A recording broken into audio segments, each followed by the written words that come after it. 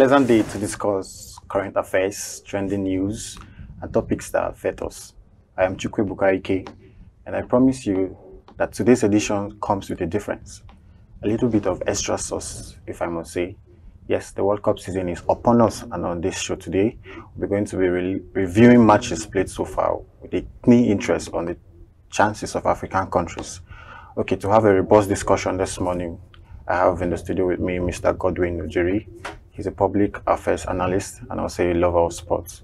Welcome, sir. Thank you so much. I hope the weather is favorable for you this morning. Indeed, the harmattan is everywhere, but we are getting used to it. All right, nice, sir. Viewers, we'll be looking at the pages of the newspapers daily now. Afterwards, we'll see other stories. Do remember to call in to give your contributions via the numbers showing on your screen, or send your comments via our various social medias. All right, so let's dive into the papers for this morning. I have before me here is Vanguard, and below the top it says why I approved redesign of Naira locally.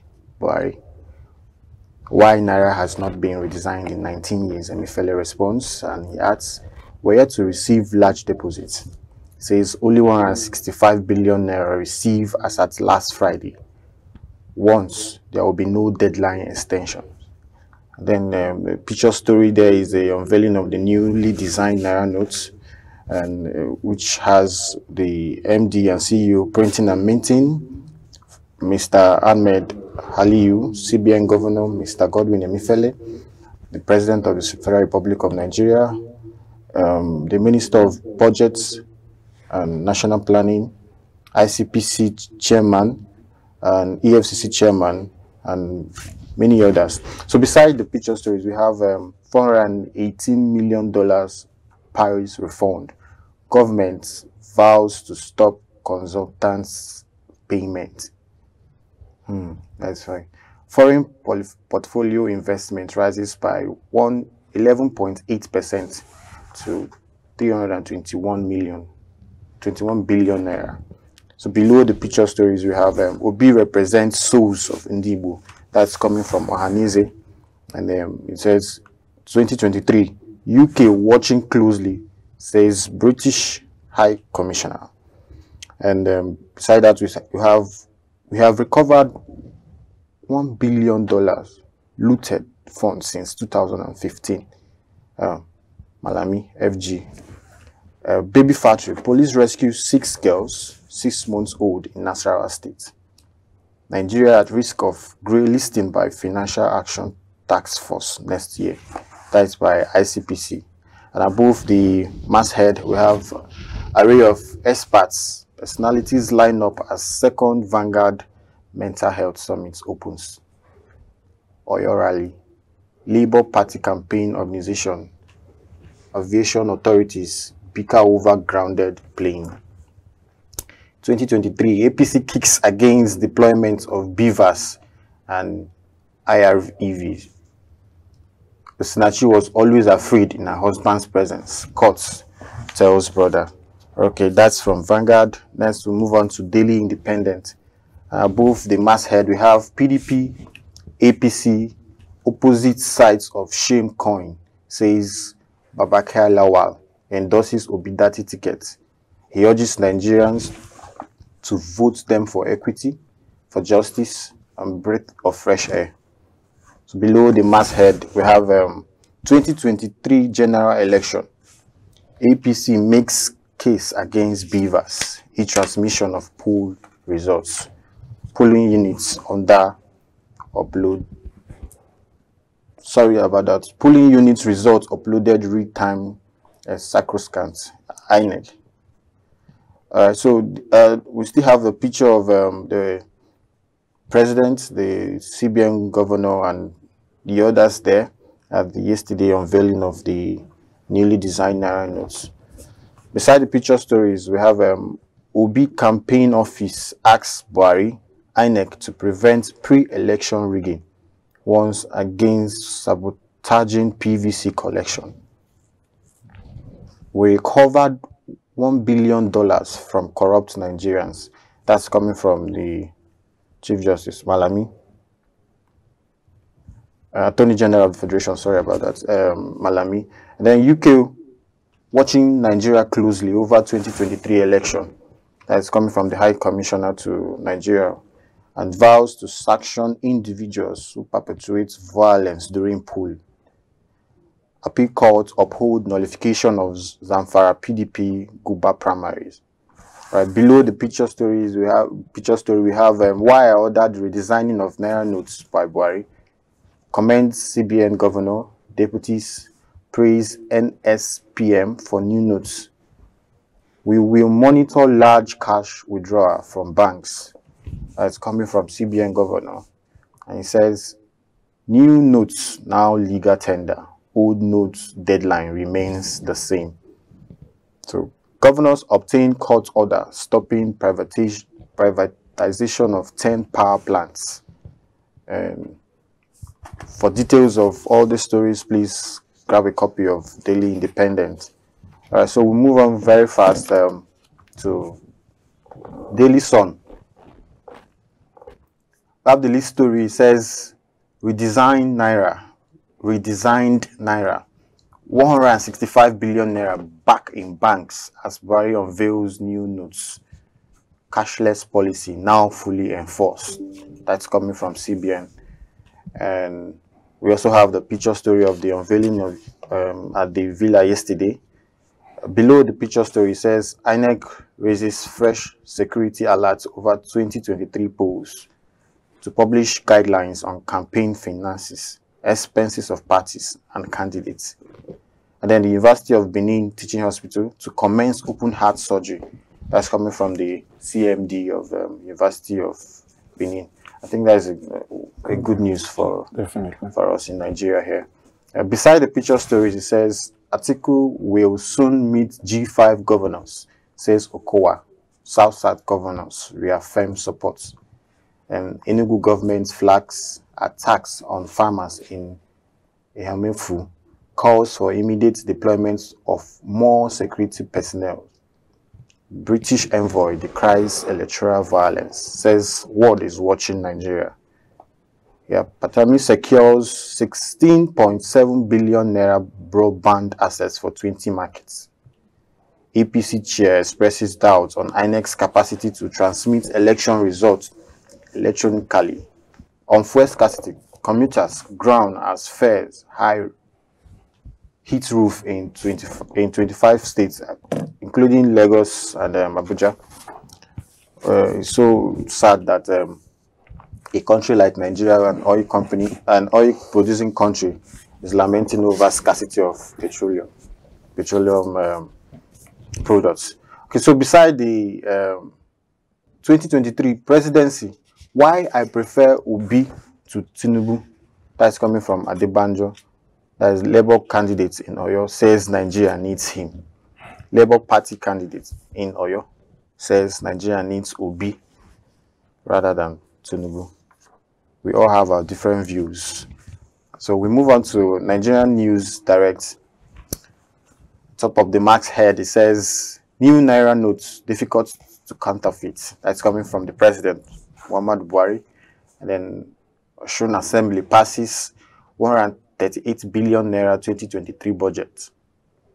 Average price of diesel hits 801 Naira, 0.9 kobo per litre. That is coming from the Nigerian Bureau of Statistics. So below the masthead, we have FG recovers $1 billion loot under Buhari administration. And he also convicts 3,000 offenders as government expresses worries over budget padding. Approves extension of anti-corruption strategy documents to fight corruption. All right, beside the picture story, we have NCC announces upcoming auction of 2 lots of 3.5 gigahertz spectrum. 2023, Ogun Central Monarchs endorses Abiodun for second term. All right, we have below the picture there, you have a 12 billion Naira National Digital Innovation Entrepreneurship Center will be ready for use by 2023. That's coming from Patami. NSMP, Dangote Sugar upscales $700 million investment, increases sugar plantation by 179% to 24,200 hectares.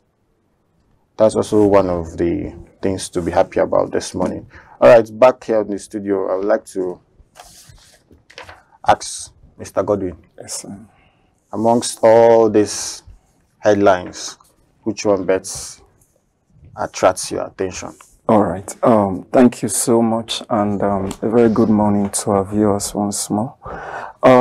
One of which is the bold headline on Daily Sun. Okay. That says 165 billion back in banks as Buhari unveil the new Naira note. First, I want to commend the CBN, because it's more like saying the long-awaited redesigning have been brought to the public to see. But however, in as much as we want to commend them, for me first as an individual, and I believe I would be speaking the mind of a majority of Nigerians on the new note that was introduced. For me, I want to say I was hoping to have a well-packaged and redesigned Naira note. But however, the Naira note we are seeing, to a large extent, everything about it, I want to believe there are certain security features that distinguish this Naira note from the former one. But when you look at the note holistically, you discover that it is more like saying it is just color saturation, or a bring back of the former lower denomination to replace almost the same color of the present note that was introduced. But however, when you look at the purpose for which it was reintroduced, you would give credit to the government, because so far Nigeria have experienced a whole lot of do I use the word inflation now? And this is more like saying there are no, just like the CBN have pointed out, a whole lot of money have left the banks and are presently in the hands of citizens, individuals who are not engaging this money productively so as to create wealth, but rather stacking it in their private coffers. But having said that, I want to say also that the introduction of the new Naira note is a good initiative. One is because the aim of the CBN is to move the Nigerian economy from a cash-based economy that we've experienced over time to a cashless economy. And to a large extent, when you follow this strategy, this end, you will discover that it is yielding fruits. So far, since the announcement for a redesigning, so many there have been so many cash that have been kept in individual homes, in private pockets, that are coming out in bills to the banking system. So to this large extent, I truly believe that it is getting the desired results that it was aimed for. All right. So the redesign of the notes is something that will bring economic value to us, in that our currencies will now know how much is in circulation, and helps control inflation. But this other story that's also, I think we should look at, is the issue of how much the Attorney General says that since 2015 till date, that the Buhari regime has been able to recover for Nigeria. It's there on the on most of the papers. It says that they've recovered $1 billion. Okay. So, all right. Sorry. So, if actually we've recovered loots of from individuals, and resulting to the total amount of $1 billion. Where has the money been channeled? What is the evidence that this money is in use? And if we are looking at the statistics as at June 2022, Nigeria internal standard debt has reached 40.1 billion US dollars. Right. Why not we look at angles or look at places where we can effectively put this money or channel this money to, and able to elevate poverty from amongst our people? So please, what's your view on that? Thank you so much. For me, I am not surprised, because election is coming. This present 8-year administration is gradually winding up. And a whole lot of this kind of words, we should even expect more.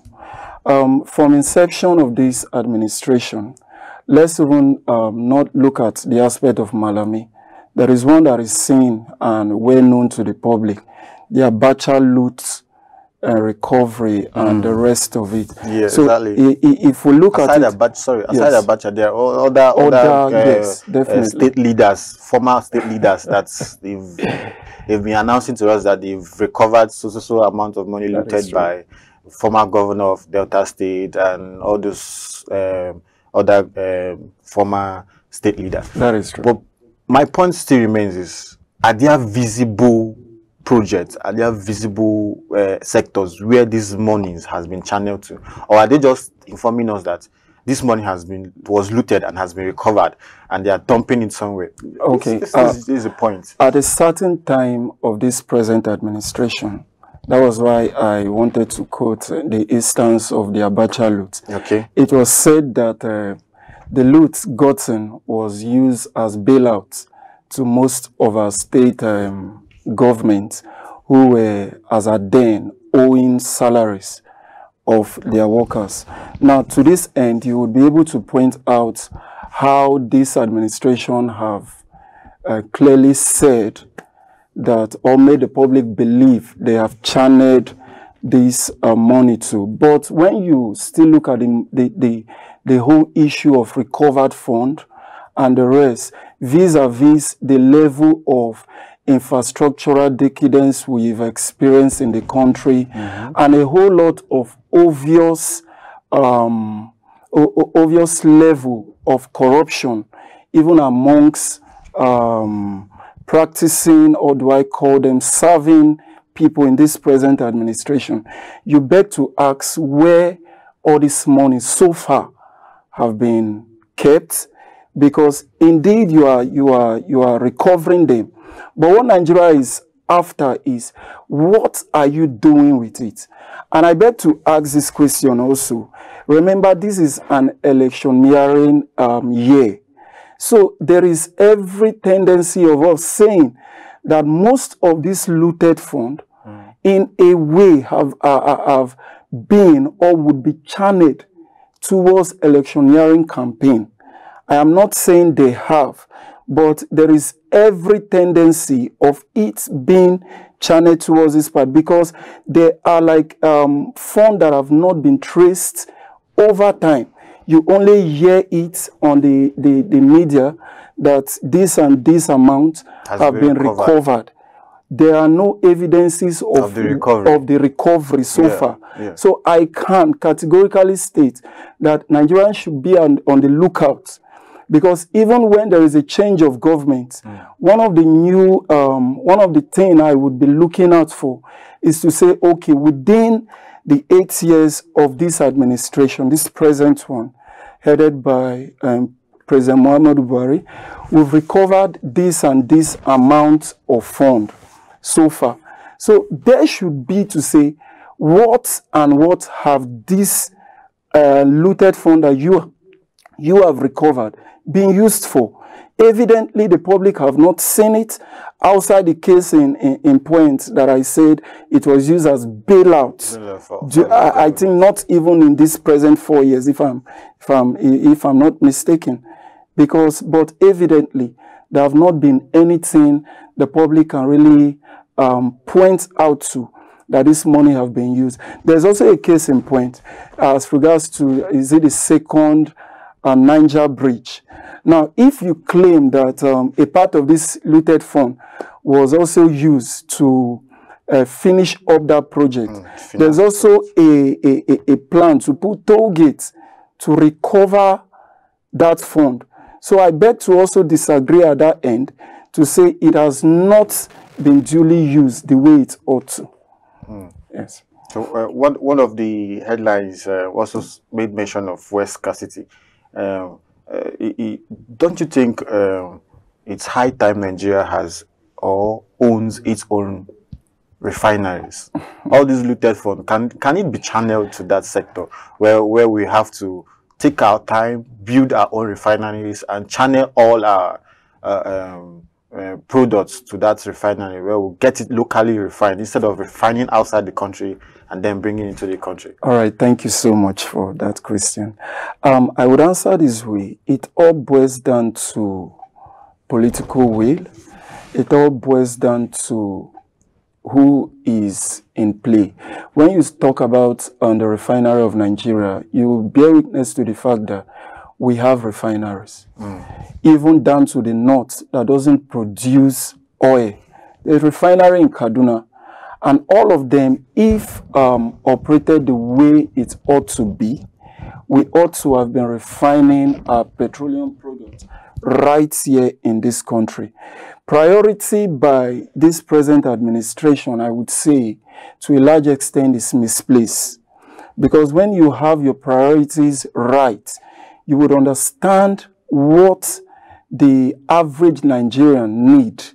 We can't be having fuel scarcity in a country where we are, if not presently, the fifth largest producer of crude in the OPEC countries. We've even dropped because we were formerly told. Now, this is Nigeria. We are proud of the fact that God has blessed us. Our land produces this, but our leadership have not adequately taken the bull by the horn. If you are saying we are having fuel scarcity, there are a whole lot of oil theft happening in the Niger Delta, a whole lot of local refineries. It shows that we have the capacity of not just producing, but also refining. Yeah. Now, this looted fund we are looking at, if not of misplaced priority, this is an aspect of our economy that have suffered a whole lot. If the Buhari administration had said, just like, remember, I think as of last week, he was pointing out at the fact that oil have been seen in a part of the north. And if it has not been clearly shown to us how much the NNPC have invested as regards to looking out for oil in the north. Now, if this amount of money have also been used, such as have been used to refine oil in the north, have been used to revamp our refinery, I believe by now, over these 8 years of his administration, remember also as a Minister of Petroleum, our refinery would have been operating at optimal capacity presently. How be it then that a nation that is as rich as Nigeria is hoping for an individual in the likes of Dangote to come up with their own refinery, hoping that when Dangote refinery starts working, Nigeria would be at the age of refining its own oil? It just shows that the present administration has a whole lot to do with misplaced priority. So if I am to advise, because they are winding down, whosoever would take over the helm of affairs of Nigeria should set their priority right, and it will be to the betterment of the whole country. Thank you. Viewers, please remember you can call in to share your view on the headlines so far, and you can also send your comments via our social media showing on your screen right away. All right, so please let's move ahead. Next, I want us to discuss the issue of the election. You know, we're in the electioning phase in our country, and over time it has been heard that British, UK, Europe, British, and every other foreign bodies keep making comments or making references to our election and laying warning and emphasis concerning one thing or the other. And recently now, the British envoy has sent its warning saying that UK is watching Nigeria closely over the 2023 election. So what's your view concerning their emphasis? Because I'm not going to say it's a threat. It's not a threat. Right. It's just like an emphasis, making an emphasis that this is this. We are here. Be careful how you do these things. Because if you make things wrong in your country, we won't allow you to come into our country to come and spoil our own thing. I guess that's their view. Yeah. But also to help control world peace and equity. The UK has been seriously warning Nigerians over the past years whenever we think of or prepare to for elections. What's your view, sir? All right. To me, I want to put it this way. Nigeria holds a very vital part in Africa. We pride ourselves as being the giant of Africa, and by this very reason, and given also our population number, they say, is strength, we are not indeed a country where things happen and just allowed to play down like that. Yeah. Everything that happened in a place like Nigeria cascade or has the ability to cascade down to other African nations. So I believe it is on this premise the likes of the UK envoy is making emphasis on the fact that Nigeria have to get it right this time. They have been, I believe, have been following us over time. They know that at this critical time, Nigeria have clearly suffered in the hands of the managers of our economy and our collective wealth as a nation, no doubt about that. So I believe that is what is springing up this interest that they have in our national life. Because when we get it right, Nigerians, the Africans would be seen to have gotten it right, and it will be good for the world at large. All right, so talking about the general election, the governor of Benue State, Tom, has written to INEC seeking for polling units at Benue IDP camps. And let me read from it says, the governor of Benue State, Samuel Tom, has called on the Independent National Electoral Commission to make adequate provision for the over 200 million internally displaced person in the state ahead of 2023 general election. He made the call at the roundtable discussion tagged Contemporary Security Challenges and Their Effects on 2023 General Elections, organized by the Latinian Post newspaper on Tuesday. Last election, over the years, we have recorded insecurity in our nation. Even when 2007, 2015, and even up to now. That's and to the best of my knowledge, or should I ask, have there been polling units in the IDP camps up north? All right. And if that has been in existence, don't you think it should also be in existence in Benue State? Or is there any challenge or is there any difference between the IDP camps up north and the IDP camps here in the North Central? All right, and just to answer that question very quickly, I would say no. There is no difference between the IDP camp up north and IDP camp in the North Central and Benue State, to be precise. Like you said, over the years, Nigeria have suffered from a great deal of insecurity. A state in question would be, I think, Borno, Maiduguri. Yes, I could remember vividly because I followed up election, I think, results, and within that period of 2019, where during that electioneering year, you will discover that IDP camps, there were designated polling units. Even I think when there was a bomb threat right there in the camp, they were still allowed to exercise their franchise. No set of persons were disenfranchised for any reason. So it is not out of place for the Benue State governor, although we understand what have been playing out within the party, within the political space, and the way the government states, the governor have handled issues of insecurity with the national leader, person of President Muhammadu Buhari. It has shown as though there are sentiments as to where they place their priority when it comes to the fight of insecurity within the Benue region. Because when you look at it critically, as regards to the use of arms for the newly formed force of Benue State as internal security, that up till now, they brought all form of a constitutional claim as to why they cannot arm them. That is well clear. But as regards to exercising their franchise when it comes to the 2023 general election, Governor Utom is right. If there are IDP camps, these persons did not just leave their home because they choose to settle in IDP camp. It was because of the insecurity that even the federal government failed to tackle.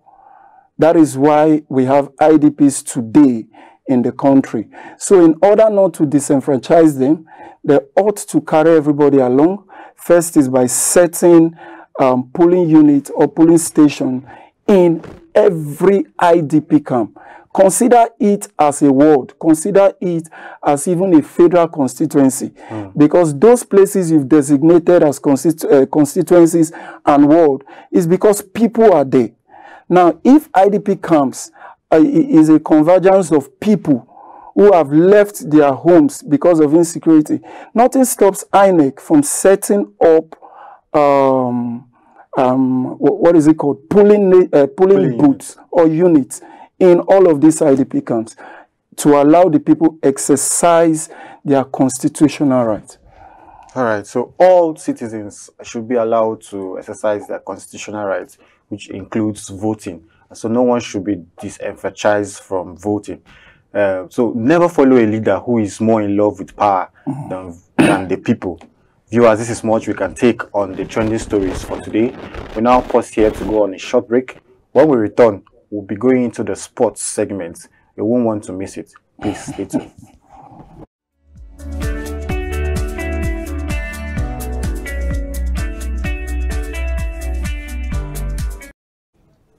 Welcome back, viewers. If you're just joining us, this is still the Now Streaming Show.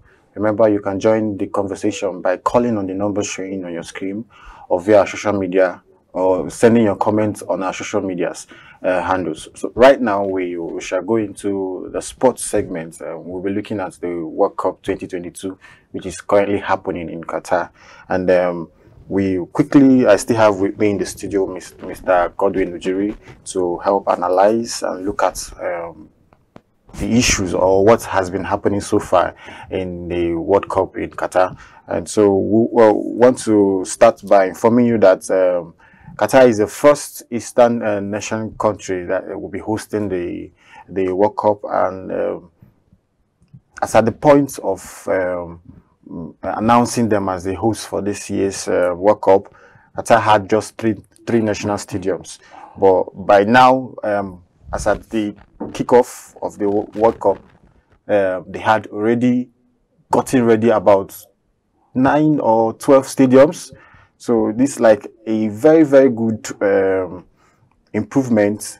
And which one of just let me run down through the stadiums. We have the biggest amongst all, which has 80,000 seating capacity.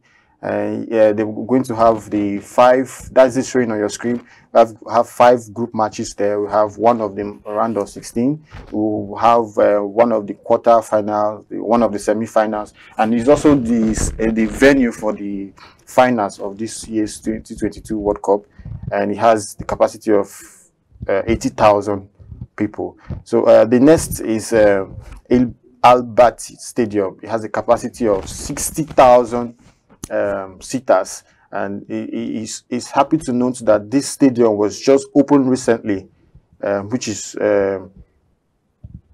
Okay, sorry, the stadium was opened last year, 2021. It was built and was open for usage last year, 2021. And matches that we'll be expecting to watch in this stadium are 5 of the group matches, including the opening match, and one of the round of 16, one of the quarterfinals, and one of the semi-finals. The next is the Al Jabio Stadium. It has a seating capacity of 40,000 seaters. And we're expecting just 6 matches at the stadium. It has 5 of the group matches, 1 of the round of 16, and the stadium was built and opened for usage in the year 2019. After the next stadium, we have the Ahmad bin Ali Stadium. It was opened for usage last 2 years ago. That's 2020. It has a seating capacity of 40,000 persons, and 6 matches also will be played at this stadium. One of the beautiful stadium is also Khalifa International Stadium, which has 40,000 capacity. It was opened which is the oldest stadium in Qatar. It was opened in 1976. That's the Khalifa International Stadium, opened in 1976. The one you see on your screen now is the Education City Stadium. It was opened in the year 2020 and it has 40,000 seaters. We'll have 7 matches played at the Education City Stadium, which is 5 of the group matches, 1 of the round of 16, and 1 of the quarterfinals. Then we have the Stadium 974. This stadium is very, very fantastic in that it was built, or the components made up in building it is containers, and they use a total of 974 containers in building the stadium, and it has a seating capacity of 40,000. It was built and opened in the year 2021, and we were watching 6 matches in the stadium. That is 5 of the group matches, 1 of the round of 16. Then finally we have the Al Tomal Stadium, which was built and opened for usage in 2021. It has a seating capacity of 40, and we watched 7 matches in this stadium, 5 of the group matches, 1 of the round of 16, and 1 of the quarterfinal. So, Mr. Godwin, yes, what do you have to say about the preparation or the preparedness of Qatar to have the world come on their soil and stay for 1 month? all right. Thank you very much.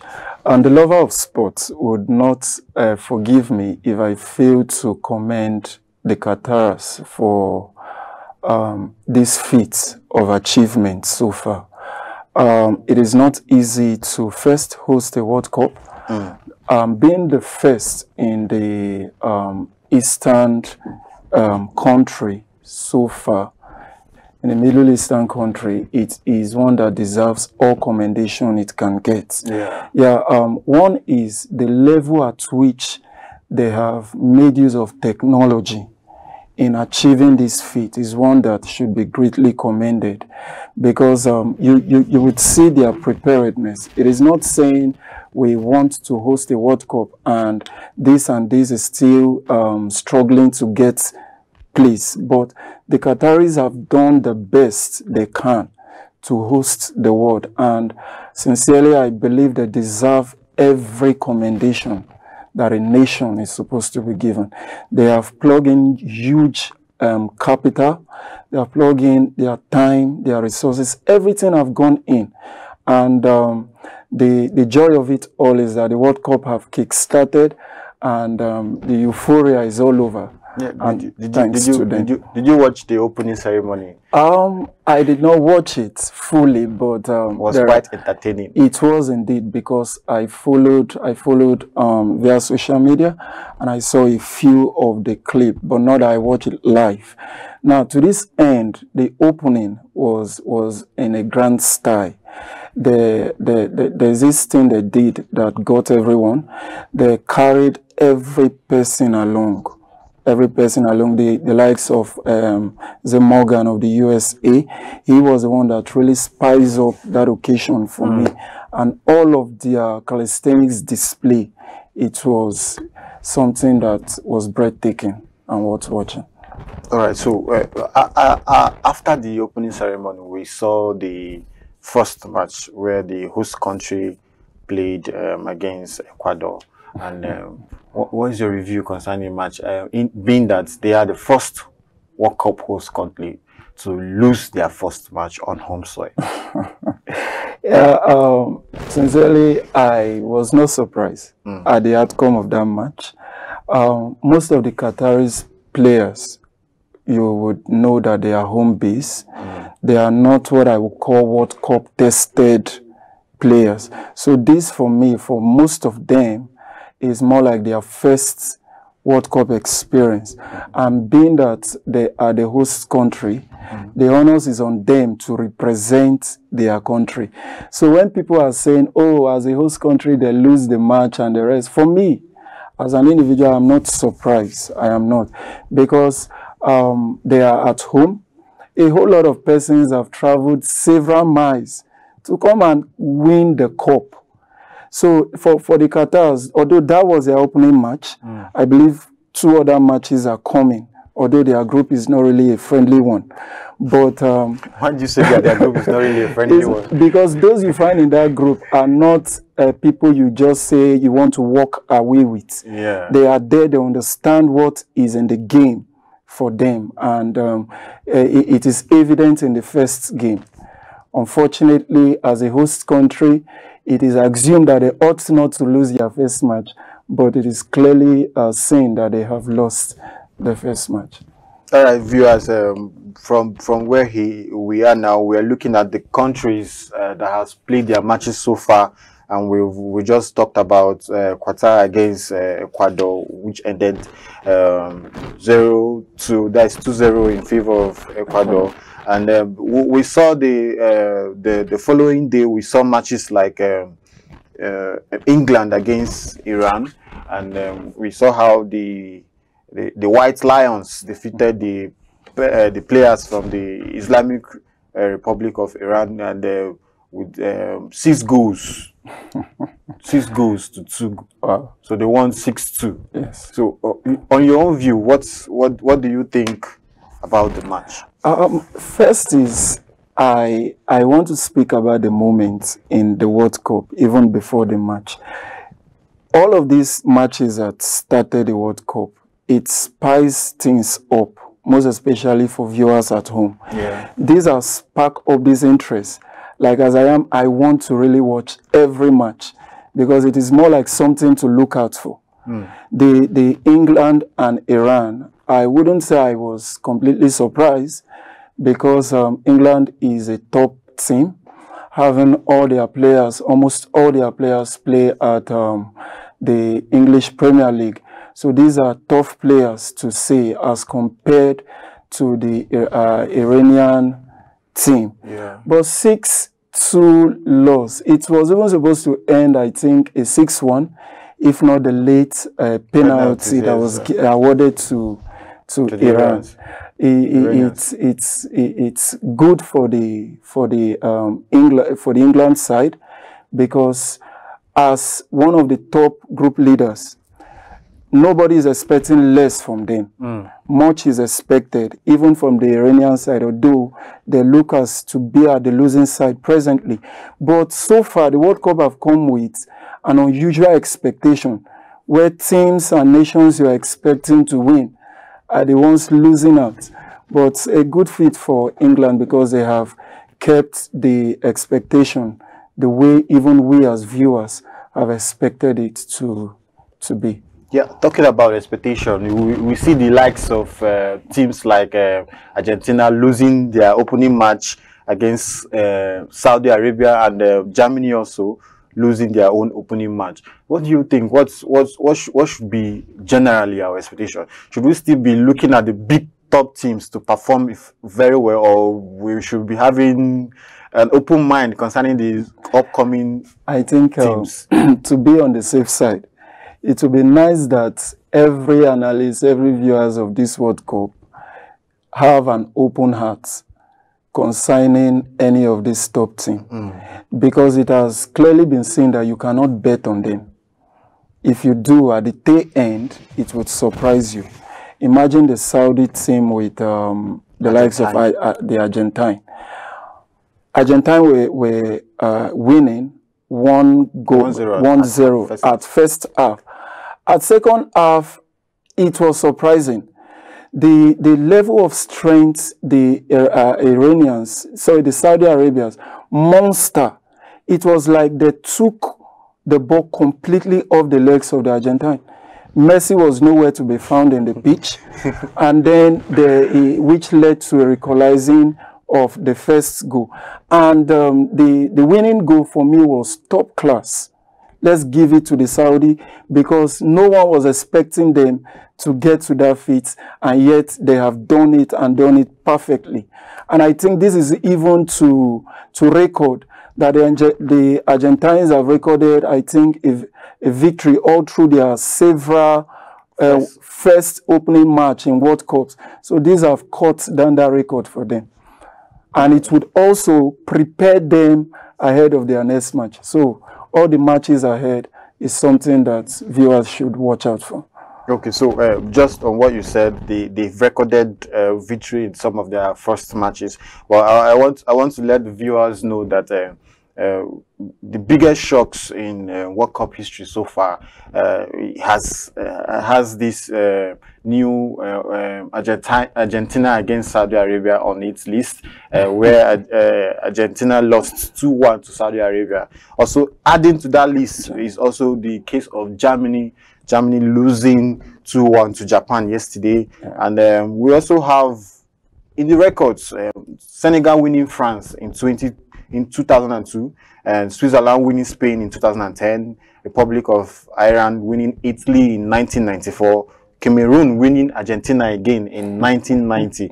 These are very, very, very competitive matches that one would just look and say, no, these big teams are going to beat the hell out of the smaller teams. But at the end of the day, we saw the big teams being lashed. Definitely. I would want to advise viewers of all of these matches. I would beg them not to have a favorite team, because if you end up saying this nation and that nation is going to do well, they would shock you by the end of 90 minutes of the progress of the matches. All right, so there's something that caught my attention yesterday after the game against the German side against the Japanese. Yeah. You know, in 2018, after their first match, you see the fans from the Japanese side waiting behind after the match to clean up the stadium. And I'm so excited. It captivates my sense of sportsmanship. That is true. What happened last night? That the Japanese had to wait to clean up the littered stadium. Is it in their culture, or is it just their way of sportsmanship? I think you give it to the Japanese. It's clearly seen now that this is not the first time, so it could be said to be their culture, because it's a nation that understands who are those that made use of the stadium, although there are people that have been paid to handle it. It is not just that they are celebrating their victory. Please, we should get that right. It is not just that they are celebrating victory that made them to stay back to clean the stadium. No. And also to note that in 2018, after the match that they cleaned up the stadium, they lost though. They didn't win. So you won't have in mind that maybe because of the excitement of the joy of winning their match that they had to clean up. They lost that match in 2018. That's true. Compared to the one of yesterday that they won the match. So it's a cultural thing. It's a cultural thing. These are people that value labor. Let me put it that way. They value the fact that despite the fact that they all came in as fans, they have every right, after maybe littering the stadium up in the course of celebration, to walk away like every other team. But it now shows that these people, the Japanese, has a national-oriented culture that has now become obvious to the world, that these are a distinct set of persons.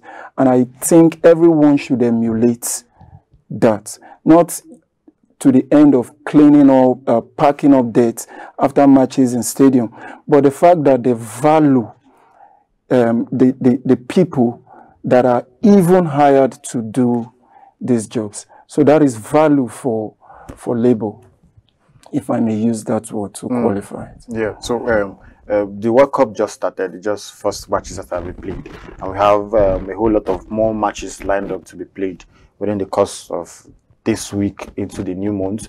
And I want to ask, who are you looking out for in the World Cup? You know, the kinds of Ronaldo, the Messi, Lewandowski, and all those big players. Who exactly are you looking out for in the World Cup? Sincerely, I would want to put it this way. I better stick my money where my mouth is.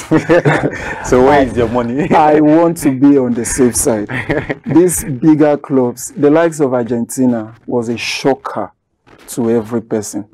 The likes of, I think even the Japan side against Germany, it was also a shocker. The likes of Saudi Arabia against Argentina was a massive shocker, which have ended up as what's this thing? World record. So I wouldn't want to bet for any big team. Every team that came for this World Cup came prepared. Unfortunately, none of our African team have been able to secure a win. But at the same time, you discover I don't really know if there have been a loss so far, but I've not seen an outright. Senegal lost, but it has not been so outright, like a huge margin of goal difference. Yeah, so we still have hope, even as Africans. And then, for me, I would say every team is ought to be watched out for. So I can't give my money to any big team at this point. All right, viewers, we're still hoping to get your calls or your comments on what has happened so far in the World Cup 2022, where we see the likes of Lewandowski, a big man, missing penalties. So we also want to look at a shocker that came within the course of this World Cup tournament, which is the announcement of Ronaldo leaving Man United. The big CR7 is going to depart from where his fame started from. Yeah, he's not leaving because he's tired or he doesn't want to play anymore, but it's as a mutual understanding included in his contract. So what do you think about it? First, I would want to say Ronaldo leaving Man United has been a long time coming, because since the very time he moved from was his former club again, from the very point he moved from his former club to Man United, the expectation the fans were having on him was not outrightly met, although he has to a large extent done justice as a player to the club. But the report we are getting is that from the advent of him going there have been this misunderstanding between him and the manager of that club. The manager having his own terms of reference. Ronaldo is saying, this is what and what I want over time. So this has been an issue on ground for him. And it will be best for his career, because if you follow the report, Ronaldo said that ever since Sir Alex Ferguson, right, left Man U had not remained the same again. But you would also remember that Sir Alex Ferguson was one of the managers that, do I use the word, prompted or advised Ronaldo to come back to his team to help them. But I believe it was beyond what he expected, as at when he got to Man United. The present manager was not giving him the kind of what we call vibes that he needs to put out his best performance. So for me, leaving is the best at this time. All right, so we want to once again congratulate the fans and the people of Saudi Arabia for their historical match which they played against Argentina. They were given national league. Yes, and as a result of that, the leader of the nation gave the entire citizens a one-day public holiday to go Worthy relax, and it's worthy of commendation. So we also want to wish all our African brothers well. We have the likes of Morocco, Tunisia, Senegal, Ghana, Cameroon. Our prayers are with you, or want you to do very well. We expect good results. Yeah, our expectations are high. Other countries have done it, yes. So we're expecting. Yes, other continents have done it, and we expect that nations from our continent should also perform effectively well. Mistakes are painful, but as time goes by, they become a collection of experiences called lessons. Viewers, thank you for allowing us a little bit of your day. I hope you had you have a well spent time, and I also want to appreciate my my guest here, Mr. Godwin, for his time well spent with us. Thank you for having me, and hope to see you more often on the show. All right, till we come your way again, same time, same station tomorrow. I am Chukwe Bukaike, and do have a lovely day.